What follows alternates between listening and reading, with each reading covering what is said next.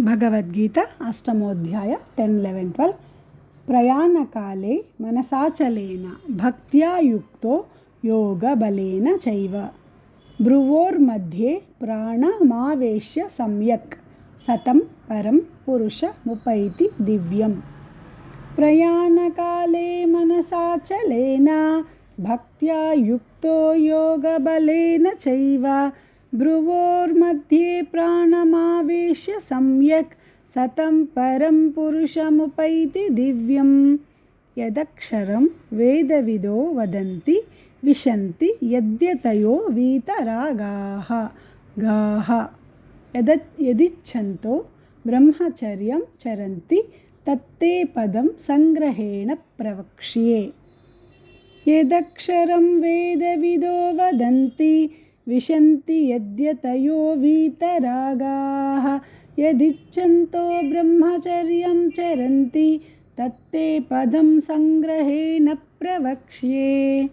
सर्वद्वाराणि संयम्य मनोहृदि निरुध्य च ಮೂರ್ಧ್ನ್ಯ ಇಲ್ಲಿ ಪಕ್ಕದಲ್ಲಿ ಅರ್ಕಾವತ್ತಿದೆ, ನಾವತ್ತಿದೆ, ಯಾವತ್ತಿದೆ. ಸೊ 4 ಅಕ್ಷರಗಳು ಕೇಳಿಸ್ಬೇಕು. ಮೂರ್ಧ್ನ್ಯ ಧಾಯಾತ್ಮನ ಪ್ರಾಣಂ ಆಸ್ಥಿತೋ ಯೋಗಧಾರಣಾಂ ಸರ್ವದ್ವಾರಾಣಿ ಸಂಯಮ್ಯ ಮನೋಹೃದಿ ನಿರುಧ್ಯ ಚ ಮೂರ್ಧ್ನ್ಯಾದಾಯಾತ್ಮನಃ ಪ್ರಾಣಂ ಆಸ್ಥಿತೋ ಯೋಗಧಾರಣಾಂ ಪ್ರಯಾಣಕಾಲೇ ಮನಸಾಚಲೇನ ಭಕ್ತ್ಯಾ ಯುಕ್ತೋ ಯೋಗಬಲೇನ ಚೈವ ಭ್ರುವೋರ್मध्ये ಪ್ರಾಣಮಾವೇಶ್ಯ सम्यक् सतं परं पुरुषमुपैति दिव्यम्। यदक्षरं वेदविदो वदन्ति विशन्ति यद्यतयो वीतरागाः यदिच्छन्तो ब्रह्मचर्यं चरन्ति तत्ते पदं संग्रहेण प्रवक्ष्ये। सर्वद्वाराणि संयम्य मनोहृदि निरुध्य च ಮೂರ್ಧ್ನ್ಯಾಧಾಯಾತ್ಮನಃ ಪ್ರಾಣಂ ಆಸ್ಥಿತೋ ಯೋಗಧಾರಣಾಂ. ಭಗವದ್ಗೀತಾ ಅಷ್ಟಮೋಧ್ಯಾಯ 13, 14, 15 ಓಮಿತ್ಯೇಕಾಕ್ಷರಂ ಬ್ರಹ್ಮ ವ್ಯಾಹರನ್ಮಾ ಮನುಸ್ಮರನ್ ಯಃ ಪ್ರಯಾತಿ ತ್ಯಜನ್ ದೇಹಂ ಸಯಾತಿ ಪರಮಾಂ ಗತಿಂ. ಓಮಿತ್ಯೇಕಾಕ್ಷರಂ ಬ್ರಹ್ಮ ವ್ಯಾಹರನ್ ಮಾಮನುಸ್ಮರನ್ ಯಃ ಪ್ರಯಾತಿ ತ್ಯಜನ್ ದೇಹಂ ಸಯಾತಿ ಪರಮಾಂ ಗತಿಂ. ಅನನ್ಯಚೇತ ಸತತಂ ಯೋ ಮಾಂ ಸ್ಮರತಿ ನಿತ್ಯಶಃ ತಸ್ಯಾಹಂ ಸುಲಭಃ ಪಾರ್ಥ ನಿತ್ಯಯುಕ್ತಸ್ಯ ಯೋಗಿನಃ. ಅನನ್ಯಚೇತಾ ಸತತಂ ಯೋ ಮಾಂ ಸ್ಮರತಿ ನಿತ್ಯಶಃ ತಸ್ಯಾಹಂ ಸುಲಭಃ ಪಾರ್ಥ ನಿತ್ಯಯುಕ್ತಸ್ಯ ಯೋಗಿನಃ. ಮಾಮುಪೇತ್ಯ ಪುನರ್ಜನ್ಮ ದುಃಖಾಲಯಮಶಾಶ್ವತಂ ನಾಪ್ನುವಂತಿ ಮಹಾತ್ಮಾನಃ ಸಂಸಿದ್ಧಿಂ ಪರಮಾಂ ಗತಾಃ. ಮಾಮುಪೇತ್ಯ ಪುನರ್ಜನ್ಮ ದುಃಖಾಲಯಮಶಾಶ್ವತಂ ನಾಪ್ನುವಂತಿ ಮಹಾತ್ಮಾನಃ ಸಂಸಿದ್ಧಿಂ ಪರಮಾಂ ಗತಾಃ. ಓಮಿತ್ಯೇಕಾಕ್ಷರಂ ಬ್ರಹ್ಮ ವ್ಯಾಹರನ್ ಮಾಮನುಸ್ಮರನ್ ಯಃ ಪ್ರಯಾತಿ ತ್ಯಜನ್ ದೇಹಂ ಸಯಾತಿ ಪರಮಾಂ ಗತಿಂ. ಅನನ್ಯಚೇತಾ ಸತತಂ ಯೋ ಮಾಂ ಸ್ಮರತಿ ನಿತ್ಯಶಃ ತಸ್ಯಾಹಂ ಸುಲಭಃ ಪಾರ್ಥ ನಿತ್ಯಯುಕ್ತಸ್ಯ ಯೋಗಿನಃ. ಮಾಮುಪೇತ್ಯ ಪುನರ್ಜನ್ಮ ದುಃಖಾಲಯಮಶಾಶ್ವತಂ ನಾಪ್ನುವಂತಿ ಮಹಾತ್ಮಾನಃ ಸಂಸಿದ್ಧಿಂ ಪರಮಾಂ ಗತಾಃ.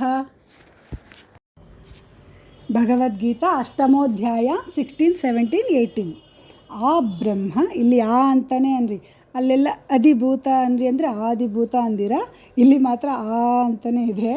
ಆ ಬ್ರಹ್ಮ ಭುವನಾಲ್ಲೋಕ ಪುನರಾವರ್ತಿ ನೋರ್ಜುನ ಮಾಮುಪೇತ್ಯತು ಕೌಂತೆಯ ಪುನರ್ಜನ್ಮನ ವಿದ್ಯತೆ.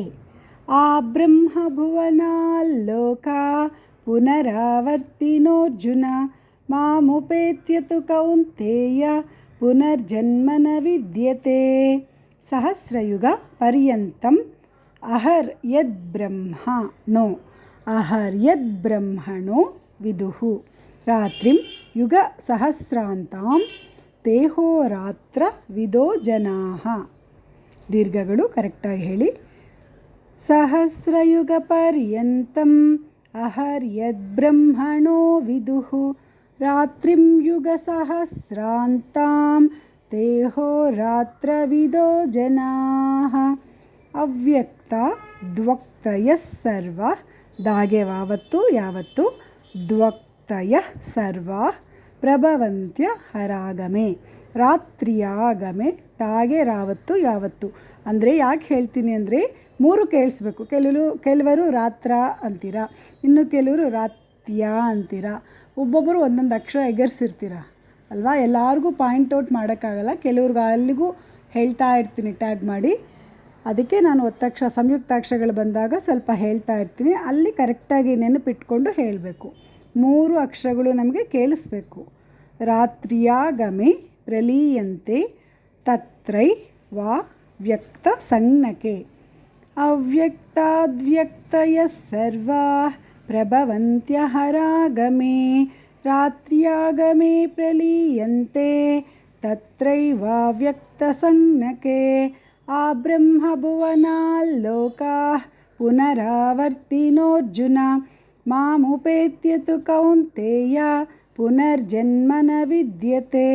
ಸಹಸ್ರಯುಗ ಪರ್ಯಂತಂ ಅಹರ್ಯದ್ ಬ್ರಹ್ಮಣೋ ವಿದುಃ ರಾತ್ರಿಂ ಯುಗ ಸಹಸ್ರಾಂತಾಂ ತೇಹೋರಾತ್ರ ವಿದೋ ಜನಾಃ. ಅವ್ಯಕ್ತಾದ್ವ್ಯಕ್ತಯಃ ಸರ್ವಾಃ ಪ್ರಭವಂತ್ಯ ಹರಾಗಮೆ ರಾತ್ರ್ಯಾಗಮೆ ಪ್ರಲೀಯಂತೆ ತತ್ರೈವಾ ವ್ಯಕ್ತ ಸಂಜ್ಞಕೆ.